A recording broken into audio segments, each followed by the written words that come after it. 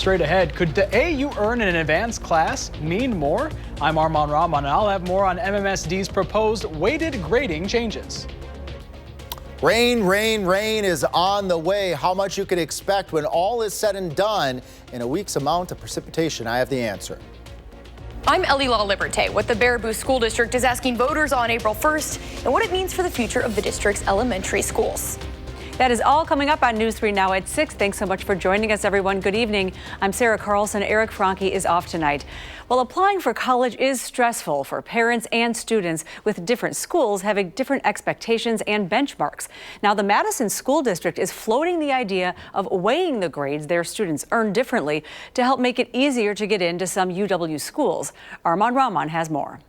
I'm with a couple of friends in Fort Myers area. West High senior Fiona Ratage is spending spring break in Florida. She's committed to Boston College, but knows peers of hers aren't taking a break trying to get into UW schools after graduation. I know, several students who should have been direct admit candidates and then were not because of, having a B in one of their AP classes, and then that made them not part of that top 5%. If your GPA is in the top 5% of your class, the Act 95 Direct Admit and Wisconsin Guarantee programs guarantee you admission to all UW schools. If you're in the top 10%, you can get in all of them except UW-Madison. I know at West and in a lot of MMSD schools, people were having a lot of strong opinions. A district spokesperson says they heard those opinions in a survey and are weighing the idea of weighing grades earned in college-level AP courses higher. Currently in MMSD, an A earns you 4 grade points, a B earns you 3, a C gets you 2, and a D gets 1 grade point. Now, under the new weighted grade system, an A in an AP class could get something like 4.5 or 5 grade points, boosting your overall GPA. I see both sides of it. As a tutor with Raise the Grade tutoring service, Tara LaValle also helps students with college applications. She says she worries what this might do to students who can get into AP classes. Well, the families who have the money can pay the tutors too, and the families that don't have the money, those kids are left to work that much harder. But she's also a teacher in Partyville who sees salutatorians and valedictorians taking what she calls the easy way out. Taking the easier classes to pad their GPA, but then I see other kids who are working hard and getting the good grades in AP classes, fighting against those kids for college, for class rank. I would love to see how they're going to figure out how to make things more equitable in classes. Reporting for News 3 Now, I'm Armand Rahman. Armand, thank you. A spokesperson with the Madison School District says they will be gathering more feedback from high school students, their families, and colleges over this coming summer. The earliest the weighted grades would go into effect would be next school year. Well, the spring election is 1 week from today, and News 3 Now is here for you with coverage and updates all day. Next Tuesday, April 1st, polls open at 7 a.m. and close at 8 p.m. And remember, everyone who is in line by 8 p.m. still gets to vote. You can check if you're registered at myvote.wi.gov.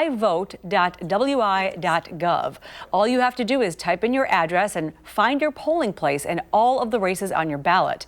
If you are voting absentee, you need to make sure the clerk has your ballot by 8 o'clock Tuesday night. Now, if you mailed in your ballot or put it in a drop box, you can track it on the vote website by clicking Track My Ballot. And here's what you need at the polls next week when you go in order to vote.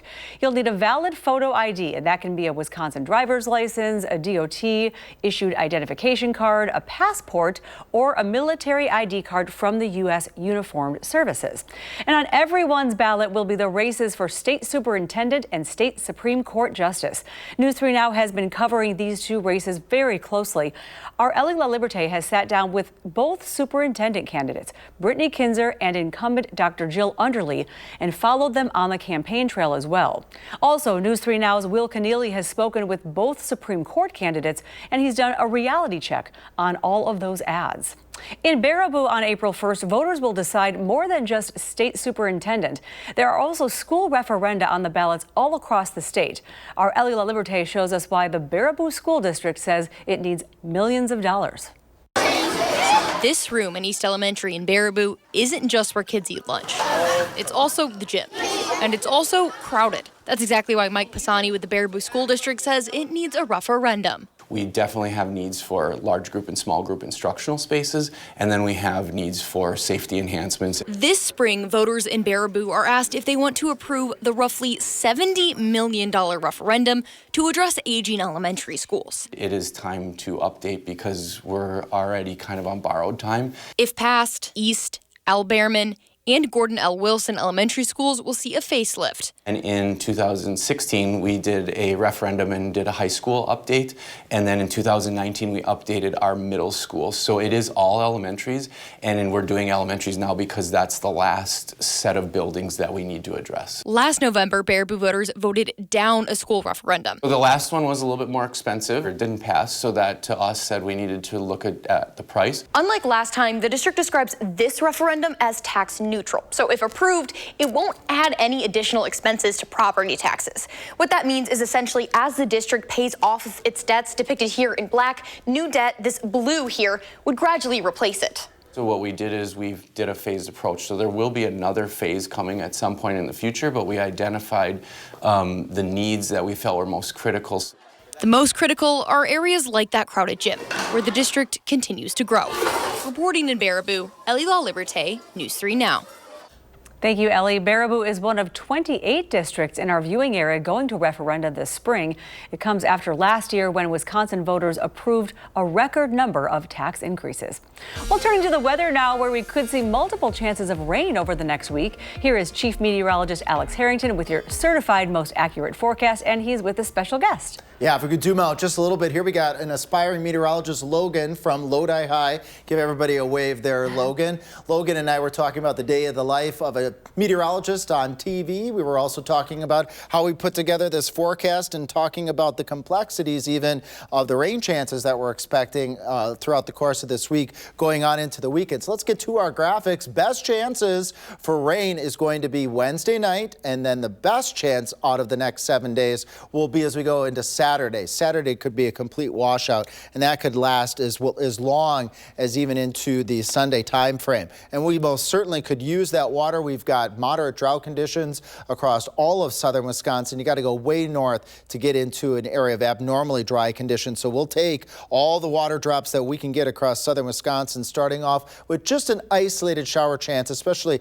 south and west of Madison, showing here with future track overnight tonight. It's a tiny chance. Most places are going to be dry for tonight. And nice this evening. Got that sun out there on Lake Mendota. Beautiful 47 degrees, but those clouds will be filling in as we move through the rest of our evening, especially south and west of Madison, bringing that tiny chance of a shower overnight. Coming up in Maine weather, we'll use future track to show you those increasing chances for rain as early as Wednesday night and a glimpse at that rainmaker for the upcoming weekend. Sarah? All right, thank you, Alex. In more news, police in Madison are investigating a shooting in Madison that damaged an apartment and a car. At about 10:45 last night, officers responded to shots fired on Kessel Court on the west side. They began checking the area and found a car with multiple bullet holes. A bullet also struck a nearby apartment. Police collected more than 10 shell casings from the apartment building's driveway. Monona police are looking for the person involved in a hit and run earlier this month. On March 16th, a 2003 Chevrolet Suburban registered in Dodge County hit a 2025 BMW SUV while pulling into a parking spot. It backed up and drove away, leaving that SUV with thousands of dollars in damages. These are the photos, actually the video. It happened in a parking lot on Monona Drive, and the business is a surveillance video here. Monona police is asking for help finding the suspect vehicle and its driver. Anyone with information is being asked to please call Monona Police at 608-222-0463. The Rock County Sheriff's Office is looking into a new scam where someone is posing as a sheriff's deputy. According to the report, the scammer is using different names of actual active deputies and supervisors. The victims are then being asked to send money to clear up a legal matter. The Sheriff's Office wants to be clear that they would never call citizens asking for money. Anyone getting a call of this nature is urged to report it at the number there on your screen, 608-757-2244. before. Well, now is the time to vote for the local veteran who you think is deserving of the Spirit of Service Award. Our partners at Vortex narrowed more than 200 nominations down to these final 5. You can see the names there. Voting is now open on channel3000.com through March 30th, and you can look for their stories as well on News 3 Now and our mobile app. The winner will be announced on April 2nd, and that person takes home $5,000, again presented by Vortex. Coming up next on News 3 Now at 6, we'll tell you where you'll able to try some new craft beer this spring. Plus, it is Diabetes Alert Day, what you need to know to delay or even prevent the disease. We'll be right back.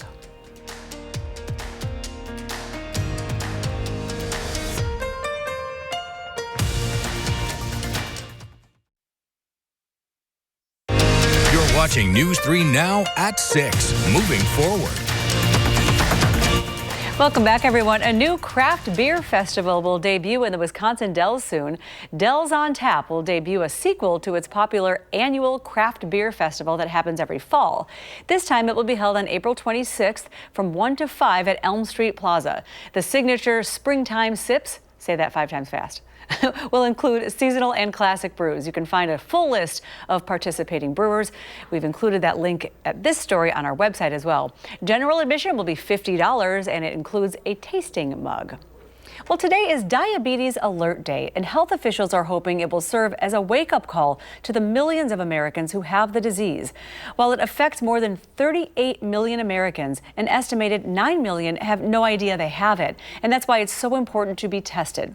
A simple blood test at the doctor's office can be diagnosed, and in many cases, the disease can be prevented by living a healthy lifestyle. Whether it's diet, whether it's exercise, being able to get yourself down to a healthy weight, that these are the cornerstone of preventing diabetes. While pre-diabetes and type 2 diabetes often do not have any symptoms per se, doctors say some patients can have signs. Those include being more thirsty than usual, urinating more frequently, and fatigue. Doctors say having these symptoms should prompt a person to get tested. In other health news, urinary tract infections cause roughly 8 million emergency room visits and 100,000 hospitalizations in the U.S. every year. And for the first time in decades, the FDA has approved a new treatment. The oral antibiotic pill will be sold under the brand name Blujipa. It's expected to be available later this year, and it's approved to treat women 12 and older with uncomplicated UTIs. Still ahead on News 3 Now at 6, how you can help the DNR track Wisconsin's frog and toad populations, plus a chance to ride in a historic airplane. Stay with us. Oh, also, drought conditions continue. Alex looks at radar for when we could get another chance at some rain.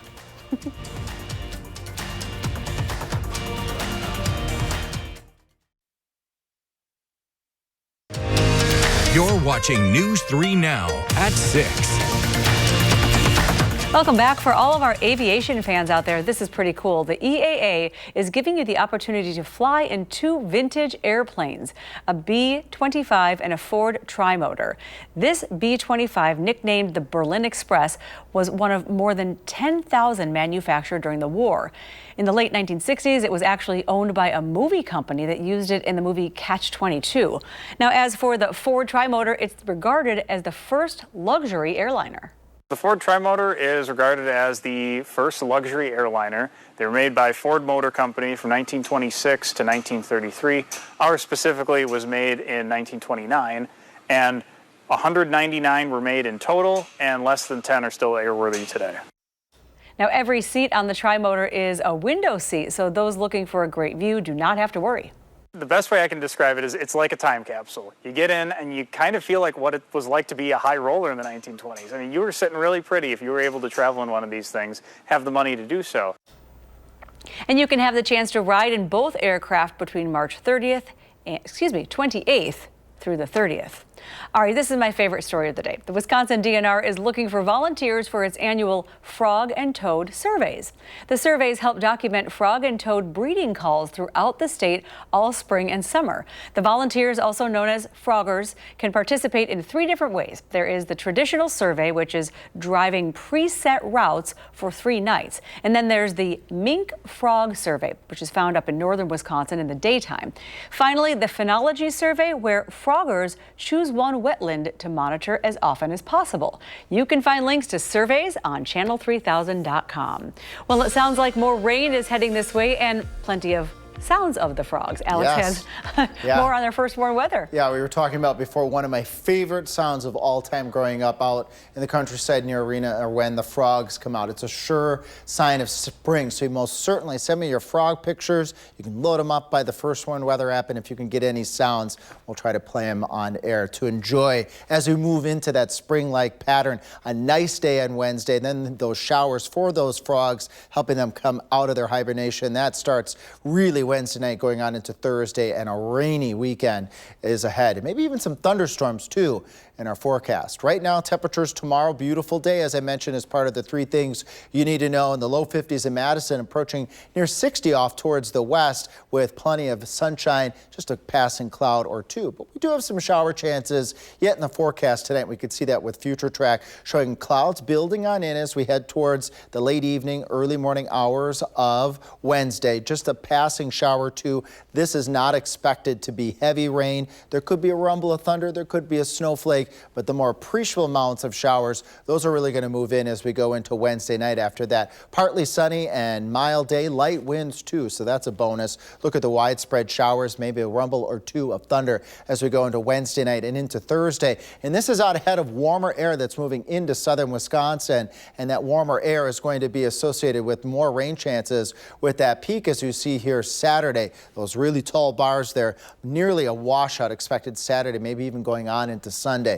Gave that first glimpse last night of this weather system. Here's another glimpse of that weather system. Showers settling in more from north to south as we go into Saturday. A warm front's going to come through on Friday. We'll discuss that in a moment. And then it all settles south as we go into Saturday. Widespread rain going on into that 6 o'clock hour on Sunday. Breezy conditions. Temperatures are going to fall Saturday going on into Sunday.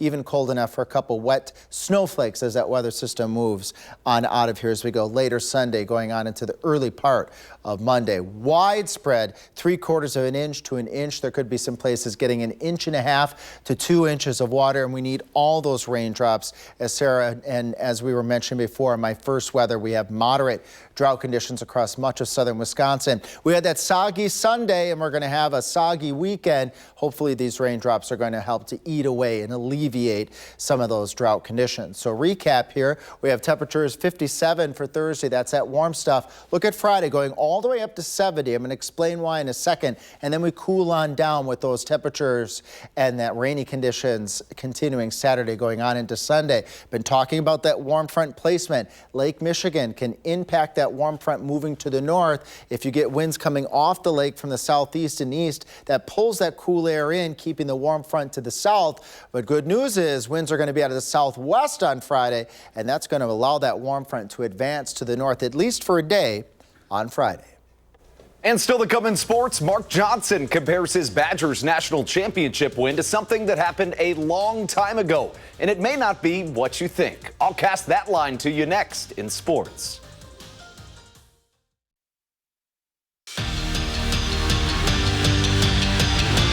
It is a new day for Wisconsin women's basketball, who tapped Robin Pinchton to be their next head coach. For a program that's looking for direction, they found experience in the new hire. In her 30 years as a head coach, she's won 585 games, but recently has not had a ton of success. In February, she resigned after 15 seasons leading Missouri. Her tenure ended with back-to-back losing campaigns, where her Tigers went 5-27 in SEC play.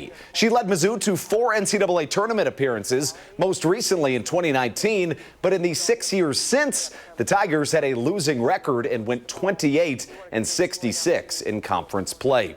Wisconsin's athletic director Chris McIntosh said in a statement, "I'm extremely pleased that Robin will be joining the Wisconsin athletics family. She has accomplished so much as a coach and has produced winners both on the court and in the classroom." Leading up to the Women's Hockey National Championship game, Mark Johnson told me that it's one thing to catch a fish and a whole other thing to get it into the boat. And on Sunday, his Badgers got their trophy fish. Wisconsin tied the game in the final 18 seconds and won it in overtime. And their head coach, who knows a thing or two about miracles, said that the game reminded him of when he was salmon fishing in Alaska, exhausted after 50 minutes of fighting, and he almost gave up, but then he didn't. It's about perseverance. And so, nope, I'm going to fight this thing. And so by about 50 minutes, I finally get him in, and then I stand up. And I got the prize. And I'm holding it. It's down there. It's about a 55-pound king salmon. And we battled for about 55 minutes, and I got him on shore. And that was a reward. So sometimes you have to persevere. Sometimes you get tired and things aren't working out, but you still have to keep battling, and that's what they've done all year. So we got the fish into the boat. Mark Johnson, quite the storyteller. I love it. Exactly. He's excited. Thank you so much, Andrew. Well, tonight on News 3 Now at 10, we take a trip to Regent Street. Our Maddie Heimsch explains why business owners, developers, and city planners are envisioning a complete transformation, what that transformation could look like. And final quick check on the weather. Yep, rain, rain, rain, rain. That's what we got in the forecast. Best chances Thursday, and then again Saturday going on as Sunday. Maybe a little wet snow Sunday going into Monday. All right, thanks for joining us, everyone. See you here at 10.